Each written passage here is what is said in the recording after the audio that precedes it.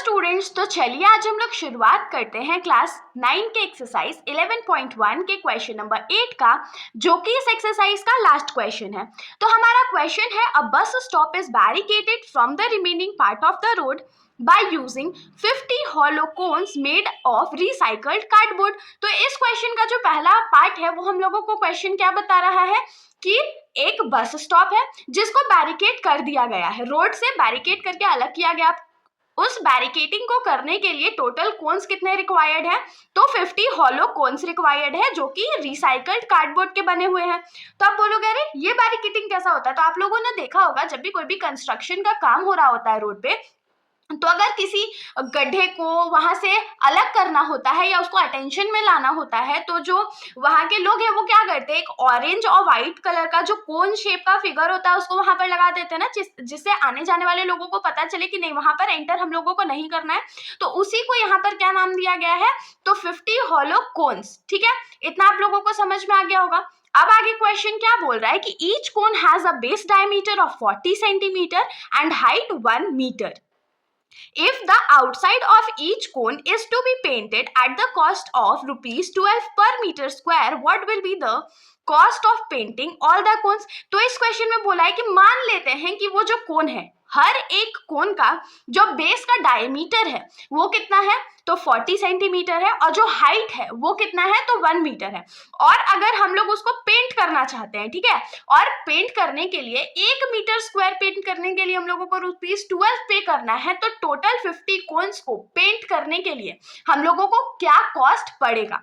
तो क्वेश्चन बहुत सिंपल है, इसको सॉल्व करेंगे कैसे? तो सुनिए, सबसे पहले तो फिगर बनाएंगे। फिगर से हम लोग को डायमीटर पता है तो रेडियस निकाल सकते हैं, हाइट पता है तो स्लैंट हाइट भी निकाल सकते हैं। उसके बाद जब भी हम लोग बैरिकेडिंग को पेंट करेंगे या जो कोन है उसको पेंट करेंगे, तो नीचे का पोर्शन तो पेंट नहीं करते हैं, हमेशा ऊपर वाले पोर्शन को या जो कर्व्ड पोर्शन है सिर्फ उसको पेंट करते हैं। तो जब सिर्फ उसको पेंट करना है, नीचे के पोर्शन को पेंट नहीं करना है, तो हम लोग यहाँ पर क्या यूज करेंगे? CSA का यूज करेंगे। तो हम लोग एक कोन का CSA निकाल लेंगे, उसके बाद एक कोन को पेंट करने के लिए जितना भी अमाउंट लगेगा उसको 50 से मल्टीप्लाई कर देंगे। सिंपल था ना? तो चलिए शुरुआत करते हैं। तो सबसे पहले तो फिगर बना लेते हैं। तो मान लेते हैं कि ये हमारा जो बैरिकेडिंग कोन है वो है, जिसका बेस का जो डायमीटर है वो हम लोगों को कितना गिवन है? बेस डायमीटर जो है वो 40 सेंटीमीटर गिवन है।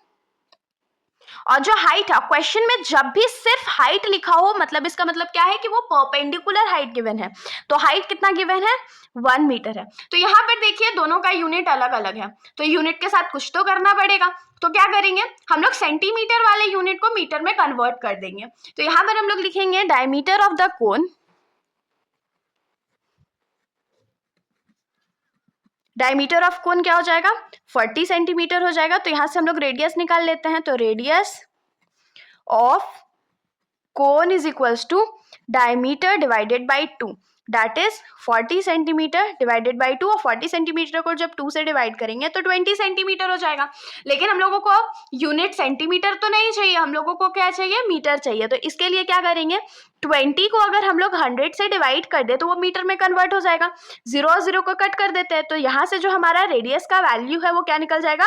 0.2 मीटर। ठीक है, यहाँ पर तो आप लोगों को कोई भी दिक्कत नहीं होगा। यहाँ पर हम लोग इसको मार्क कर लेते हैं ताकि हम लोगों को आगे क्वेश्चन में ये काम आ सके। अब क्वेश्चन में हम लोगों को क्या गिवन था? हाइट गिवन था, जिसको हम लोग किससे रिप्रेजेंट करेंगे? H से रिप्रेजेंट करेंगे। और हाइट हम लोगों को कितना गिवन था? 1 मीटर गिवन था। अब रेडियस है हमारे पास, हाइट भी है हमारे पास, तो हम लोग स्लैंट हाइट तो बहुत सिंपली निकाल सकते हैं। तो स्लैंट हाइट निकालने के लिए हमारा फॉर्मूला क्या होता है? L square is equals to H square plus R square. लेकिन हम लोगों को तो L का वैल्यू चाहिए, तो ये जो स्क्वायर है वो किस में कन्वर्ट हो जाएगा? स्क्वायर रूट में कन्वर्ट हो जाएगा। और ये क्या हो जाएगा? L is equals to H square plus R square. तो L इज इक्वल्स टू क्या हो जाएगा? वैल्यूज पुट कर देते हैं। तो H स्क्वायर मतलब हमारा क्या होगा? हाइट का square, that is 1 metre square, plus radius का स्क्वायर क्या हो जाएगा? 0.2 मीटर स्क्वायर। तो 1 मीटर का स्क्वायर क्या होगा? 1 मीटर ही स्क्वायर होगा ना। क्यों? क्योंकि 1 का स्क्वायर 1 होता है, मीटर का स्क्वायर मीटर स्क्वायर हो जाएगा। प्लस 0.2 का स्क्वायर कैसे निकाले? तो ऑफकोर्स मल्टीप्लाई करके निकाल लेते हैं। तो 0.2 इंटू 0.2, 2 2 4, 0 2 0 0 0 2 0 0 0 0 0 तो यहाँ पर क्या आ गया, हमारा जो आंसर है वो क्या हो जाएगा 0.04 मीटर स्क्वायर। अब क्योंकि दोनों का यूनिट सेम है तो हम लोग इसको ऐड कर सकते हैं, तो ये क्या हो जाएगा 1 + 0.04 क्या हो जाएगा 1.04 और मीटर स्क्वायर हमारा रह जाएगा। अब आप लोग क्वेश्चन में ध्यान दीजिए, बुक का जो क्वेश्चन है उसमें हम लोगों को हिंट में ये दिया हुआ है कि हमारा जो 1.04 रूट अंडर में जब है, रूट अंडर 1.04 का वैल्यू कितना है तो 1.02 है और मीटर स्क्वायर के बदला 1 मीटर बाहर आएगा, तो यहाँ से हमारा जो स्लैंट हाइट है या जो एल का वैल्यू है वो कितना आ गया तो 1.02 आ गया। अब हमारे पास सारे वैल्यूज है, आर का वैल्यू है, एच का वैल्यू है, एल का वैल्यू है, तो हम लोग CSA ऑफ कोण तो आराम से निकाल सकते हैं। तो अब हम लोग लिखेंगे CSA of one hollow cone is equals to क्या हो जाएगा, तो CSA क्या होता है पाई आर एल होता है। पाई का वैल्यू क्वेश्चन के हिंट में हम लोगों को 3.14 लेने को बोला गया है, अगर आप लोग चाहो तो 3.14 भी ले सकते हैं, वरना हम लोग इसका वैल्यू बहुत सिंपली क्या कर सकते हैं तो 22/7 भी लिख सकते हैं। तो 22/7 इंटू रेडियस का वैल्यू हमारा क्या है 0.2 मीटर इंटू जो हमारा स्लैंट हाइट है उसका वैल्यू क्या है तो 1.02 मीटर। थोड़ा सा हम लोग इसको सिंप्लीफाई कर लेते हैं, तो ये 22/7 इंटू इसको हम लोग क्या लिख सकते हैं 2/10 लिख सकते हैं इंटू 102/100 मीटर स्क्वायर, ये हमारा वैल्यू हो गया। अब देखिए आप लोग बोलोगे कि ये 2 और 10 को काट देते हैं, दोनों इवन नंबर है, लेकिन हम लोग इसको कट आउट नहीं करेंगे। क्यों कट आउट नहीं करेंगे, हम लोग का जो प्रोसेस है सॉल्व करने का वो आसान हो जाएगा। कभी भी हम लोग 10, 100, 1000 वाले जो डिनोमिनेटर्स है उसको कट आउट नहीं करेंगे। तो अब हम लोग करें क्या, कोई नंबर तो किसी से भी डिवाइड हो ही नहीं रहा है, तो अब नहीं हो रहा है तो क्या करेंगे, ऑफ कोर्स मल्टीप्लाई कर देंगे। तो मल्टीप्लाई कर देते हैं, तो ये क्या हो जाएगा 22 इंटू 2 क्या होता है 44 होता है, 44 इंटू 102/7 को रहने देते हैं और ये 1000 हो गया मीटर स्क्वायर। अब 102 को 44 से मल्टीप्लाई कर देते हैं, 4 2 8, 0 4 0, 1 4 4, 804, तो 8844 हो गया। यहाँ पर वैल्यू हमारा क्या आ गया 4488, तो यहाँ पर हम लोग लिखेंगे 4488 divided by 7 into 1000 metre square. अब 7 के टेबल में इसको कट आउट करते हैं, ऐसे तो डिवाइड नहीं होगा लेकिन पॉइंट में कुछ तो आंसर आएगा ना, तो 4488 7 के टेबल में डिवाइड करते हैं, तो सबसे पहले तो ये हो जाएगा 7 6 42 और 2 बच गया और 8 नीचे आ गया, फिर 7 4 28 पूरा कट आउट हो जाएगा। हमारे पास नीचे क्या बचा 8 बच गया, तो अगर 8 बच गया तो फिर 7 1 जा 7 लेंगे, 1 बाकी रह गया पॉइंट, फिर 1 यहाँ पर हो जाएगा, फिर 7 और 3 आ गया, तो 3 और 0 हो गया यहाँ पर, और 3 ये क्या हो जाएगा 4। तो यहाँ पर हमारा वैल्यू क्या आएगा 641.14 मीटर स्क्वायर डिवाइडेड बाई 1000। अब डिवाइडेड बाई अगर ये 1000 बचा ही हुआ है तो ये जो पॉइंट है वो लेफ्ट साइड 3 बार शिफ्ट कर जाएगा, तो यहाँ पर हमारा आंसर क्या हो जाएगा 0.6414 मीटर स्क्वायर। ये हमारा CSA ऑफ वन कोन है, तो यहाँ पर हम लोग क्या लिखेंगे CSA of one hollow cone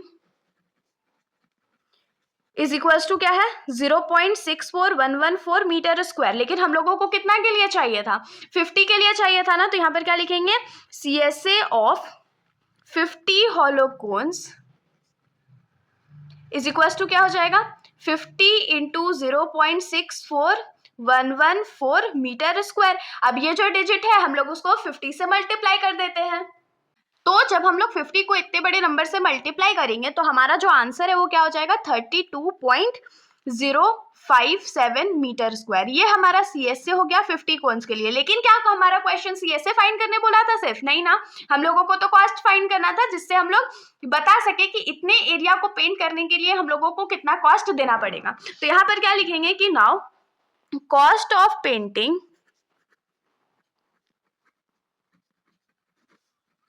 N area of 1 metre square. 1 metre square area paint करने के लिए हमको कितना पे करना पड़ रहा था ₹12 पे करना पड़ रहा था, तो यहाँ पर क्या लिखेंगे therefore cost of painting an area of 32.057 metre square. तो ये क्या हो जाएगा ₹12 इंटू 32.057, ठीक है। और जब इन दोनों को हम लोग मल्टीप्लाई कर देंगे तो हमारा जो आंसर है वो आएगा 384.684 4। तो जो टोटल कॉस्ट हम लोगों को पड़ेगा 50 हॉलो कोन्स को पेंट करने के लिए वो कितना हो जाएगा, ₹384.684। यही हमारा आंसर हो गया। बुक में जो आंसर पीछे दिया हुआ है वहां पर पॉइंट के बाद जो डिजिट है वो थोड़े से डिफरेंट है, क्योंकि हमने यहाँ पर पाई का वैल्यू जो है वो 22/7 लिया है और बुक वालों ने 3.14 लिया होगा। तो इतना का सारा डिफरेंस है। बाकी पॉइंट के बाद अगर 1-2 डिजिट ऊपर नीचे होता है तो उसमें कोई बहुत ज्यादा बड़ा प्रॉब्लम नहीं होता है। तो तब तक के लिए अगर आप लोगों को सॉल्यूशन अच्छा लगा तो वीडियो को लाइक करिएगा और मेरे चैनल को बिना सब्सक्राइब करे कहीं भी मत जाइएगा। Thank you.